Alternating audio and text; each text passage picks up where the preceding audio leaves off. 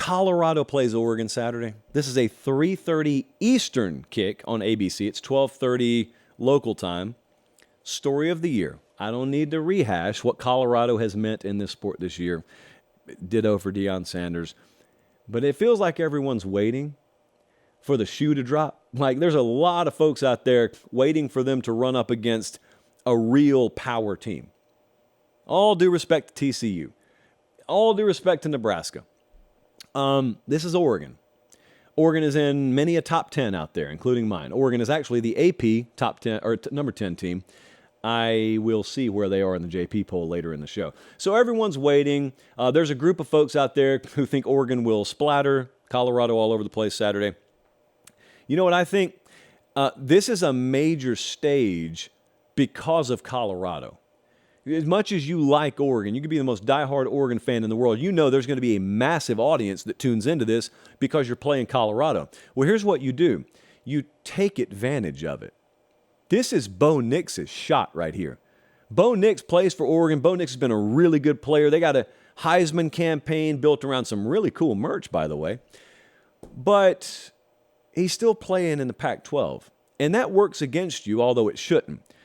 Colorado comes in, and you're going to get a worldwide audience at your doorstep, and Travis Hunter is out for Colorado, and Colorado has allowed 265 pass yards per game with him in there. It is a byproduct of playing Deion's team that everyone is going to be watching you. Do something with it. Do something with it.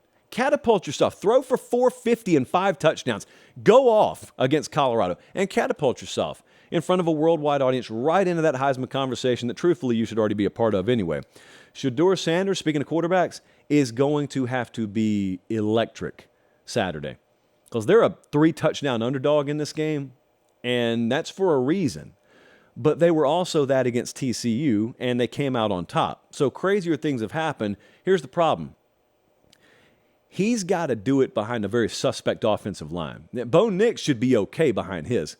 Shedeur Sanders is playing behind a line that's allowed 16 sacks through 3 games, and they can't run the ball either. So Colorado, Shedeur Sanders he's got to have a whole lot more of that offense go through him than Bo Nix will have go through him on the Oregon side. But what's the shot? Like, that's a lot of stuff that's pro-Oregon. What's the shot for Colorado here? If they were to pull the upset, the shot to me, number one, is catch Oregon playing undisciplined. They're 119th in penalties so far this year. Colorado has 10 takeaways.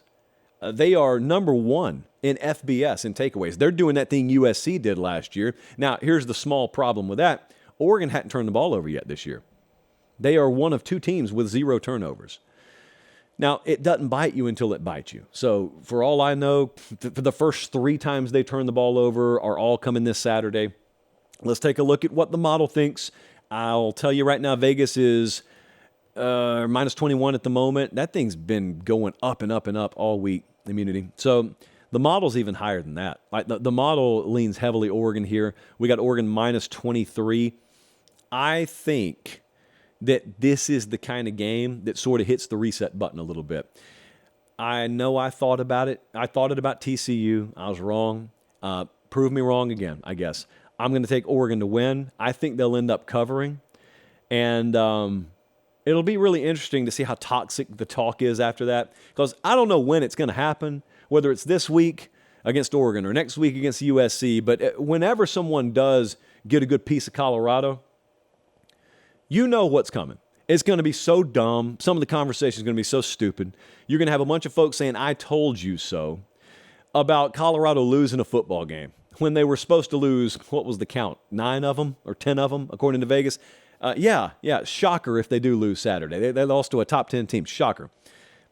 Recalibration of expectation. Warned you about it a long time ago. I guess that's also part of the Deion tax, huh? You got casuals who come in, but then you got folks who claim to be diehard fans of the sport who lose their mind entirely. And here we are, just trying to keep things balanced here in the middle. But I am taking Oregon to win. I'm taking Oregon to cover.